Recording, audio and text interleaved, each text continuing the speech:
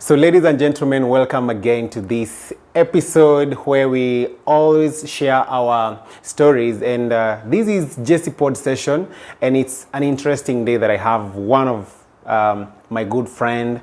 She's a beautiful lady from 254, and she's more than willing to share her story as well. And that's why I'm just requesting you that if you've not subscribed to this YouTube channel, please don't forget to subscribe, because stay tuned, because we're having a lineup of stories that are on the way coming. And here today, I have this amazing lady who hails all the way from 254. I don't want to preempt what she's about to say. She'll be sharing with us, and it's my pleasure, and I'm so glad to introduce you to this space whereby we all learn, we inspire, and we tell our stories, because our stories can only be told by us, because we are the people that knows best about them.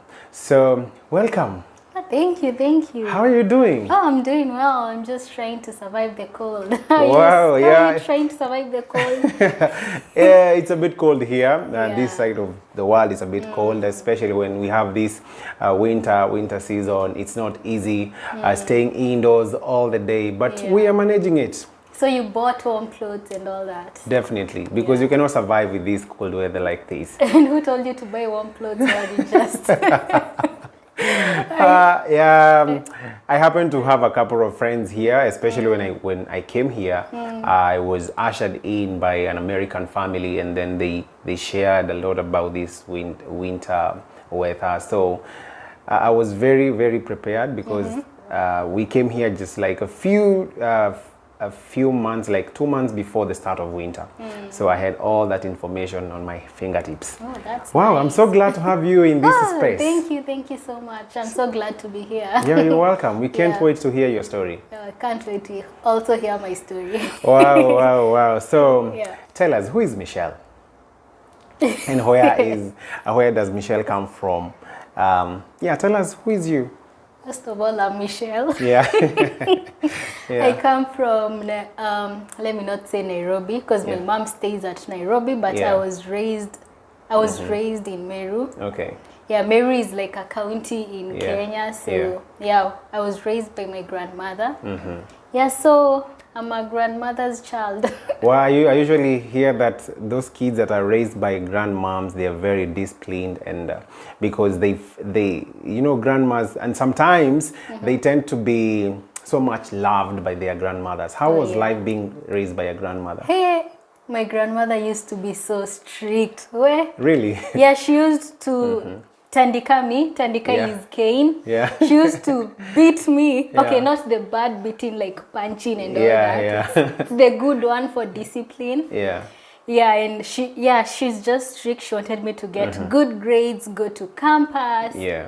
Be a godly girl. By that time, I just used to go to church because it was a norm. Yeah, but there's in a way I used to be mtukutu. But now I think I'm... She gave you the right discipline that you're here. Yeah, it's not even her per se, but it's life. Yeah, life has also disciplined you. We're gonna come to that. We're gonna come to that. So tell us, from which part exactly in Meru, because I believe Meru is a huge county. So which exactly part? Because for someone who is watching us from Kenya would like to know, oh, this lady is from Meru. Which part of Meru? Oh, I come from the Rakanidi County in a small town called Chogoria. Oh, wow. But it's growing.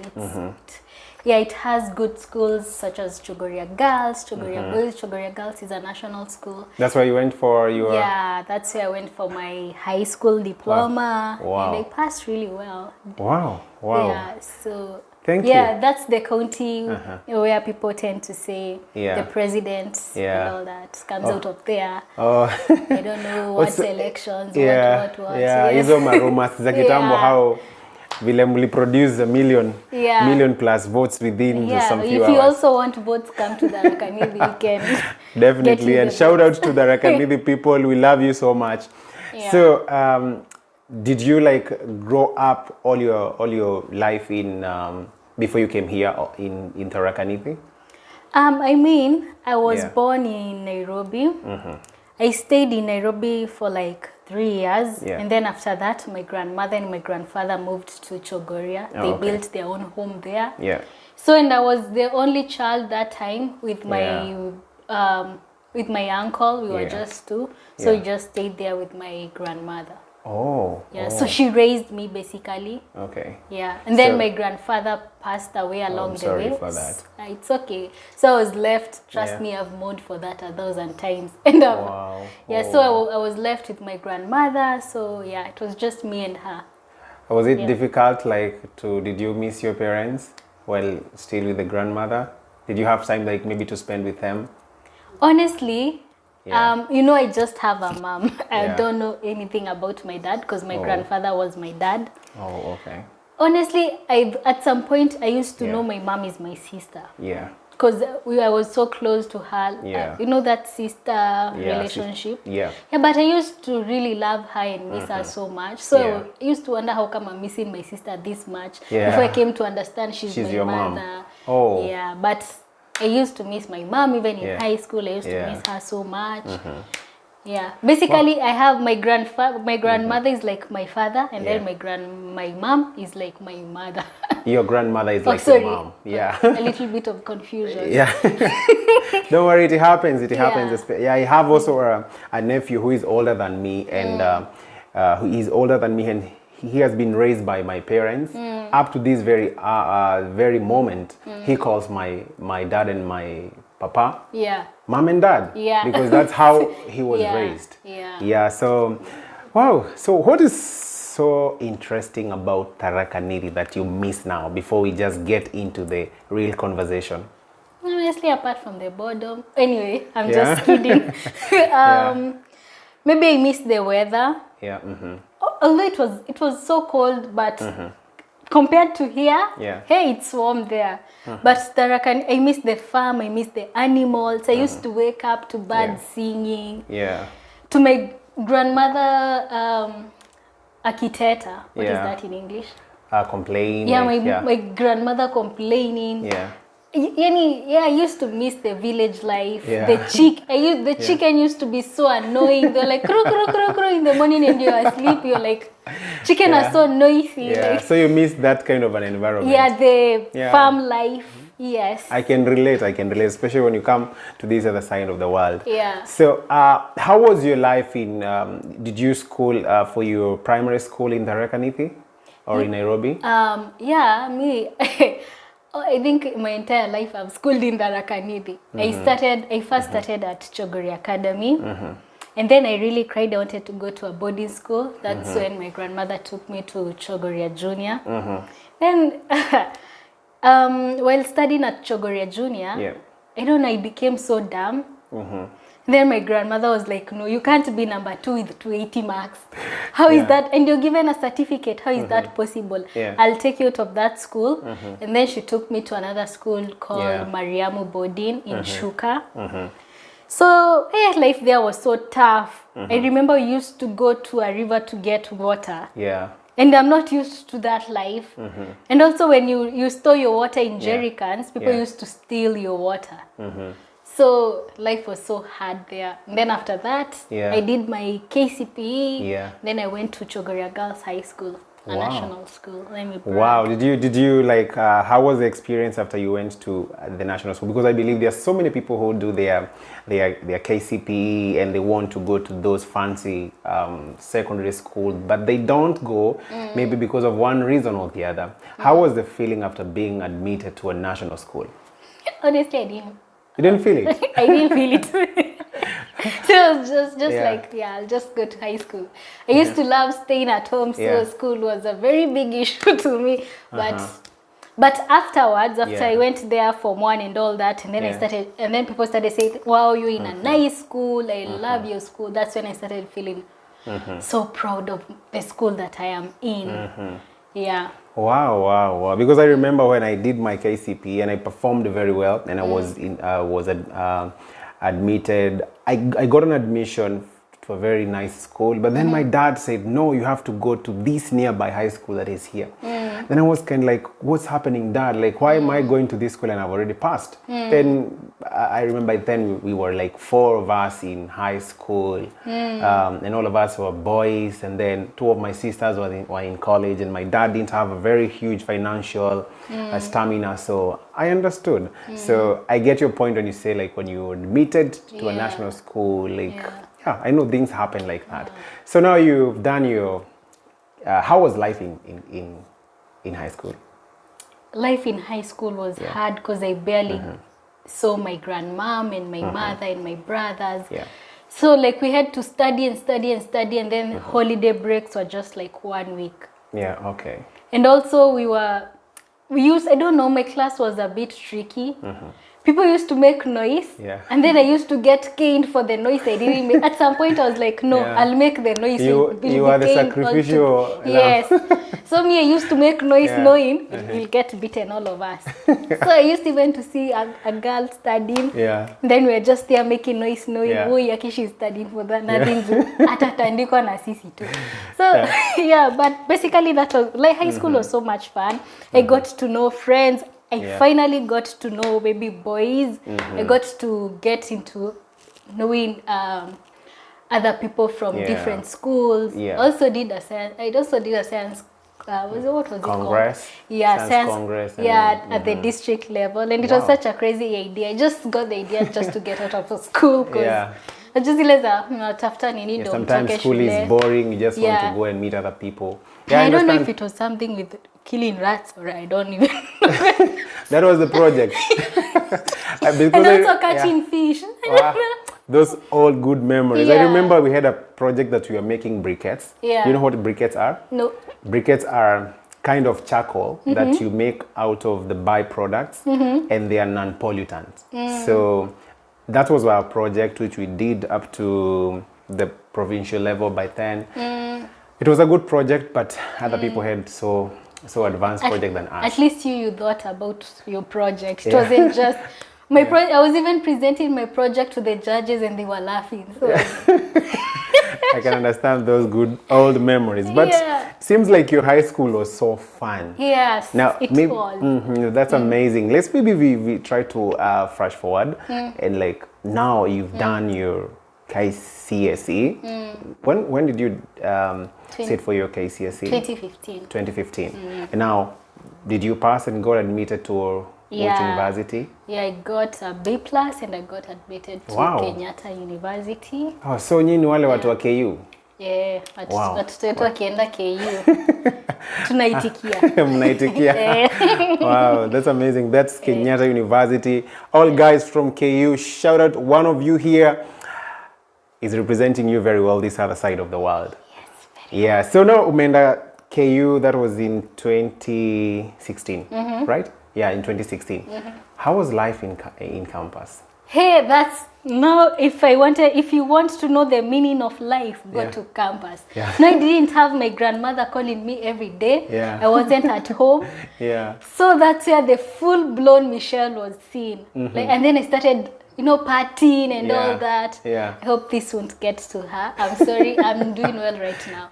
But I think it's part of life. It's like part of life. Like it's a stage in life. That's where I discovered red wine. So you love red wine? I don't love alcohol. I just tasted it and loved it. Let me say that. I like wine, so I'm very good in wine. So when you said red wine, I thought you also love red wine. Oh no, I just discovered it. I discovered red wine, and I'm still continuing to discover it right now. So if you see me tasting it, I'm just trying to discover the different grapes, not drinking. So that's where I discovered life. That's where I got my first boyfriend. I don't know, but campus was quite different. It was, and then that's where I knew how to use my money. There is a time my grandmother would send me a monthly stipend, and I would use all of it in a week. Because I didn't know how to manage money. And then now I'm so broke. I'm like, do I go to the mess? What do I do? But I know that kind of a feeling, like when you go to a different environment that you're not used to, you find like, now I'm alone. I have all this kind of freedom. And the issue of financial management, I think it's a very big issue that is not only affecting the campus guys or students, even people who are in the corporate world. So many people doesn't know how to manage their finances. I remember when I went to campus for my first semester, things were so, and then I got my first help. And then I was in Eldoret, so all my friends were, this is ni pesa yenye hujafanyia kazi, so imekaa na umeshalipa fee. We didn't know how to manage our coins, and I remember the last time to the end of the semester. Funny fact is, like, I remember the last bath that I did during the home. I didn't have even 5 shillings to buy a piece of soap. So that kind of financial management, I know it's a problem that is cutting across so many people, not only students. So now you're in this environment where you found your freedom. You feel like now, this is now Michelle, and you have found your boyfriend, all this kind of freedom that comes along. Then, did you participate in like any other activities, maybe in the school, like in clubs and such kind of things? I never participated in any. I don't even know if the lecturers knew my name in class. I never, apart from wine tasting. I think that's the activity I participated in. Sorry for that. Now, what did you go to do in Kenyatta University? I mean, to study. like which program were you admitted? Oh, the Public Policy and Administration. Public Policy and Administration. Wow, that's a good course. Yeah, don't ask me what it's about, but it's a good course. It's a good course. Okay, we'll be coming to that. Now, so generally your life in campus was like you had your freedom. Like what can you attribute, what can you remember very, very well that will still stick in your mind that contributed to being who you are at the moment as far as campus life is concerned? One particular moment. Oh, there's this particular moment. I was going for my transcripts. You know, my first year and second year I wasn't really studying anything. I remember at some point my grandmother saw my transcripts and she was so shocked. Like, this is really Michelle. So I went to get my transcripts to the, was it my School of Humanities and Social Sciences? And that guy was like, you know what, Michelle? You're joking right now with this is, and it's your life. It's not your parents who will get affected with these grades. It's you. You're destroying yourself basically. So just try, study. Even if you get a B, you know it's yours. Maisha ni yako, si ya mtu mwingine. So like those words really bothered me. So I went home. I started again remembering those words, and I was like, why am I doing this to myself? I think it's high time I change and try to see if I'll be better. So that I can't destroy myself. Now that's when I started studying. Because now at that point, I knew everything I'm doing is for me, not for my parents, not for anyone. So that's when I started studying. Nikaanza kutia bidii basically. That was, you were in which year? That year. In that year. So that year, that's when now the party life ikaanza kupungua kidogo. And then you started focusing on your life. So that conversation was like a turning point for you. I'd say that. Wow. Because I came to realize I'm hurting myself, not anyone else. It's me. And it's a very huge problem that has with campus students, especially because of being exposed to this huge freedom. And they feel like, oh, even if I don't go to class, it's no one is asking me. I have all this time to go for parties, and you have those kind of friends who will always call you for parties on weekends. So at least you had time to realize yourself and then get back to your senses. And did you perform well after that? Imagine I did. Even after all that, I did. No, always my grandmother complaining. Hey, she was like, you've even tried your results. It's God. Because the E's I saw first year and second year, you know, there's a time I passed. The only time I passed is I got a D. The rest were E's. That is crazy. So I'm a living testimony. And that is in your first year? My first year. Wow, wow. You can imagine the number of retakes I had to do. It was like 6 retakes. 6 retakes? Yes. But I did them all that day. I started studying. I studied. I would wake up at 6 and study. And I aced it. Yeah. Wow, congratulations for that. And finally, you graduated in KU in which year? 2021. 2021. Last year. Yeah. Wow, now here Michelle graduates. I believe that you performed well, because for you to be here, definitely you did well. Yeah.